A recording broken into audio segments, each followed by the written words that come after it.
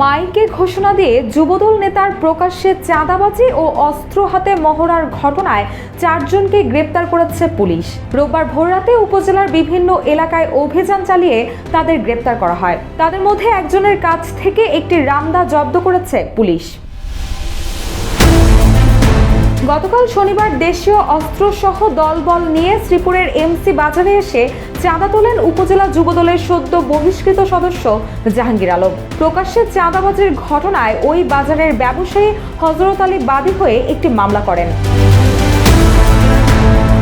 শ্রীপুর থানার ভারপ্রাপ্ত কর্মকর্তা জয়নাল আবেদিন মণ্ডল এই বিষয়ে বলেন, মুরতাজে অর্ডার করে জিতে নিন গাড়ি, বাইক, আইফোন সহ কোটি টাকার পুরস্কার। অর্ডার করতে ভিজিট করুন murtaj.com। 4 আসামিকে গ্রেপ্তার করা হয়েছে, অন্যদের গ্রেপ্তারের চেষ্টা চলছে।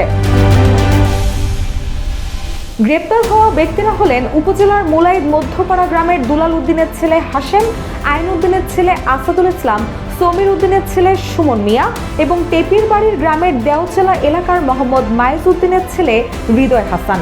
তবে মূল আসামি যুবদল নেতা জাহাঙ্গীর আলম ঘটনার পর থেকেই পলাতক।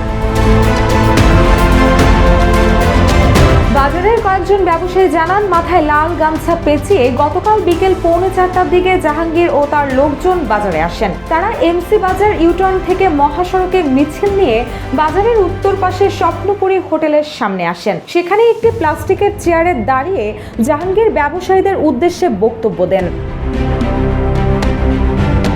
চাঁদা তোলার সময় জাহাঙ্গীরের সঙ্গে অন্তত 40 জন ছিলেন।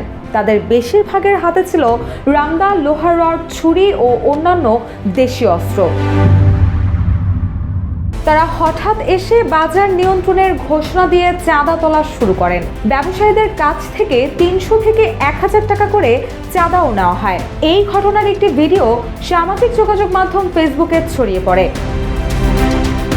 ছড়িয়ে পড়া ভিডিওতে জাহাঙ্গীর আলমকে বলতে শোনা যায়, আমি বাজারে এসেছি আপনাদেরকে সহযোগিতা করতে।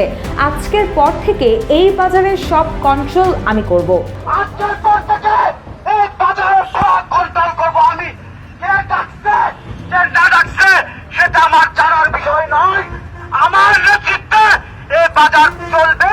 আজকের পর থেকে আমি জাহাঙ্গীর যতদিন বেঁচে থাকবো ততদিন পর্যন্ত এই বাজার আমার নেতৃত্বে চলবে। এবং আপনাদেরকে আমি দয়া করে বলছি, দোকানদার ভাইয়েরা, আজকের থেকে আপনারা খান্না দেওয়া শুরু করবেন। এখন এই মুহূর্তে আমার লোকজন খান্না উঠাবে। কেউ বাধা সৃষ্টি করলে তাকে কঠিন প্রতিহত করবো, তাকে তার অনেক প্রসারণ দিতে হবে। তাই সকলকে অনুরোধ করে বলছি, আপনারা কেউ এই কাজে এসে বাধাচ্ছেন না। আমাদের কাজ আমাদেরকে করতে